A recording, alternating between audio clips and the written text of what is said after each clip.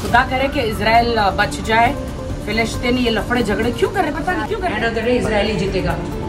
फिलिस्तीन में अपने लोग तो नहीं है ना फिलिस्तीन का जगह है ना इजराइल का जगह है, खुदा का जगह है। सही बात है। और ये क्यों लड़ के मर रहे हैं। बिस्मिल्लाहिर्रहमानिर्रहीम। अस्सलाम वालेकुम दोस्तों। राखी सावंत कहने को तो मुसलमान है, लेकिन कोई मुसलमान काफिरों के बारे में इस तरह के अल्फाज भी कह सकता है। उसने जो है वो खुल्लम खुला काफिरों की हिमायत की। क्लिप में मैं आपको दिखाऊंगा, सुनकर जो है वो यकीन नहीं होता।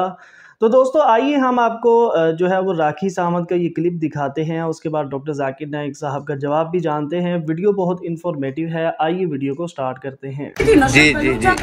इजराइल और फिलिस्तीन वॉर में क्या काम था? कुछ काम से गई थी वो। क्या काम से गई पता नहीं, मुझे तो लगता है नुसरत बलूच खुद एक तोप है। हाँ नहीं कोई बात नहीं, इजराइल जीतेगा, टेंशन मत लो। इजराइल जो मुझे पता है इतिहास, तो ये तो एक दिन वॉर तो हर जगह होने हैं। खुदा करे कि इजराइल बच जाए। फिलिस्तीन ये लफड़े झगड़े क्यों कर रहे, पता नहीं क्यों कर रहे। पता नहीं, वो पहले का उनका कुछ है। हाँ पहले का कुछ पंगा है उनका, पहले का ना फिलिस्तीन का जगह है ना इजराइल का जगह है, खुदा का जगह है। सही बात है। और ये क्यों लड़ के मर रहे हैं, पता नहीं। 2000 लोग मर गए, 2000। क्या बात कर रहे हैं? हाँ मैं इजराइल जा रही हूँ, सबको मारने। चलो end of the day Israel ही जीतेगा। फिलिस्तीन में अपने लोग तो नहीं है ना। नहीं ये फिलिस्तीन आया कहाँ? जब हम पढ़ते हैं ओल्ड टेस्टामेंट पढ़ते हैं, फर्स्ट 5 बुक्स, इसमें लिखा है बुक ऑफ ड्यूटोनॉमी में अध्याय नंबर 6 वर्स नंबर 4 में मूसा अलैहिस्सलाम कहते हैं, ए इजराइली सुनो कि हमारा रब, हमारा खुदा एक रब है। लिखा है बुक ऑफ आइजाया में चैप्टर नंबर 43 वर्स नंबर 11 में, even I am Lord and besides me there is no saviour. मैं हूं रब और मेरे अलावा कोई भी बचाने वाला नहीं है। लिखा है बुक ऑफ आइजाया में चैप्टर नंबर 45 वर्स नंबर 5 में, I am Lord and there is none else, there is no God besides me. मैं हूं रब और मेरे अलावा कोई नहीं है, मेरे अलावा कोई खुदा नहीं। लिखा है बुक ऑफ आइजाया में चैप्टर नंबर 46 वर्स नंबर 9 में, I am God and there is no God besides me. मैं खुदा हूं और मेरे अलावा कोई नहीं है, मैं खुदा हूं और मेरे जैसा कोई नहीं। लिखा है बुक ऑफ एक्सोडस में चैप्टर नंबर 20 वर्स नंबर 3 से 5 तक, और बुक ऑफ ड्यूटोनॉमी में चैप्टर नंबर 5 वर्स नंबर 7 से 9 में लिखा है, ईश्वर खुदा कहते हैं, Thou shall have no other gods besides me. Thou shall not make unto thee any graven image of anything, of any likeness, in the heaven above, in the earth beneath, in the water beneath the earth. Thou shalt not bow down to them, nor serve them, for I, thy God, thy Lord, am a jealous God. लिखा है book of exodus में अध्याय number 20 verse number 3 से 5 तक के, और book of ड्यूटोनॉमी में अध्याय नंबर 5 वर्स नंबर 7 से 9 तक में लिखा है, Thou shall have no other gods besides me. आप मेरे अलावा कोई और खुदा को नहीं लेंगे। Thou shall not make unto thee any graven image of anything, of any likeness, in the heaven above, in the earth beneath, in the water beneath the earth. आप मेरे जैसा कोई अक्स नहीं बनाएंगे, चाहे वो कोई भी चीज हो, चाहे वो कोई चीज आसमान में हो, या इस धरती पे हो, या इस धरती के नीचे पानी में हो। Thou shalt not bow down to them, nor serve them, for I, thy God, thy Lord, am a jealous God.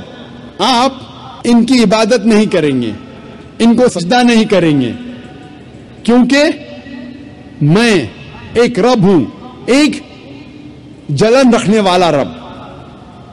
For I am your God and I am a jealous God. मैं एक जलने वाला रब हूं, जलने वाला खुदा हूं।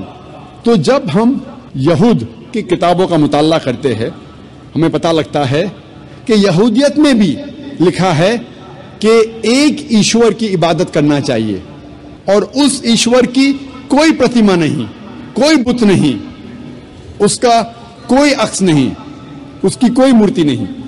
तौरेत, जबूर और इंजील। तौरेत मूसा अलैहिस्सलाम पे नाजिल हुआ, दाऊद अलैहिस्सलाम पर ये कौन सा तो जबूर, हाँ, और इंजील ईसा अलैहिस्सलाम पे नाजिल हुआ। तो अभी ये तीनों क्यों फॉर्म में नहीं है, मतलब है क्यों नहीं? कुरान है तो उसको मिक्सअप कर दिया लोगों ने, और उसका फॉर्म क्यों नहीं है अभी? तौरेत, जबूर, इंजील क्यों नहीं है वो किताब अभी? भाई साहब ने अच्छा सवाल पूछा कि अल्लाह ने नाजिल किया तौरा, फिर जबूर, फिर इंजील, अब ये सब क्यों नहीं, सिर्फ कुरान क्यों?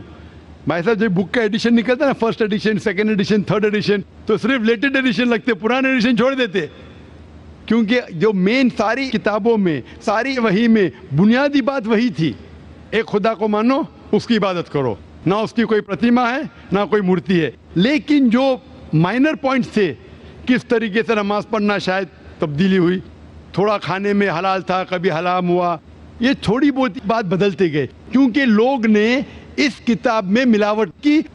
जब वही में मिलावट आने लगी तो अल्लाह ने एक नए पैगंबर को भेजा, फिर से उसको साफ करके। लेकिन जब अल्लाह ताला ने सोचा कि ये वक्त अभी सही वक्त है, आप पूछेंगे अल्लाह ताला ने कुरान क्यों नहीं सबसे पहले भेजा, तो मैं ये जवाब दूंगा, अल्लाह ताला जानते थे कि इंसानियत उस वक्त तैयार नहीं थी कुरान को हासिल करने के लिए। 1400 साल पहले अल्लाह हमारा खालिक है, उन्हें जब यकीन हुआ कि ये वक्त सही है नाजिल करने के लिए, उनने कुरान नाजिल की। और जब नाजिल किया उसमें लिखा है सूरह हिजर में सूरह नंबर 15 आयत नंबर 9 में कि अल्लाह ताला ने कुरान नाजिल की और अल्लाह ताला इस कुरान मजीद की हिफाजत करेंगे। इसके बाद कोई भी इस कुरान मजीद में मिलावट ला ही नहीं सकता है, आप कितनी भी कोशिश करो, क्योंकि आज की तारीख में लाखों लोग कुरान को अपने मेमोरी में उतार चुके हैं। यहाँ दुनिया में कई हुफ़ाज़ है, लाखों हुफ़ाज़ है जो कुरान मजीद को अपने दिमाग से फिर से दोहरा सकते हैं। They know the Quran by heart.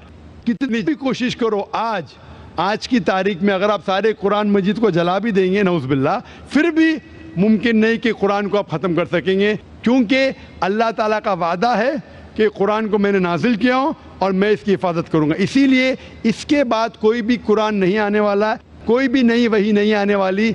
इसीलिए अल्लाह ताला फरमाए कि आखिरी वही की हिफाजत करेंगे, तो कि ता क़यामत हर इंसान के लिए एक इंस्ट्रक्शन मैनुअल मौजूद है। तो दोस्तों ये थी आज की वीडियो, उम्मीद करते हैं वीडियो अच्छी लगी होगी। ऐसी ही इंफॉर्मेटिव और इस्लामिक वीडियोस के लिए चैनल को सब्सक्राइब करें। मिलते हैं नेक्स्ट वीडियो में। अल्लाह हाफ़िज़।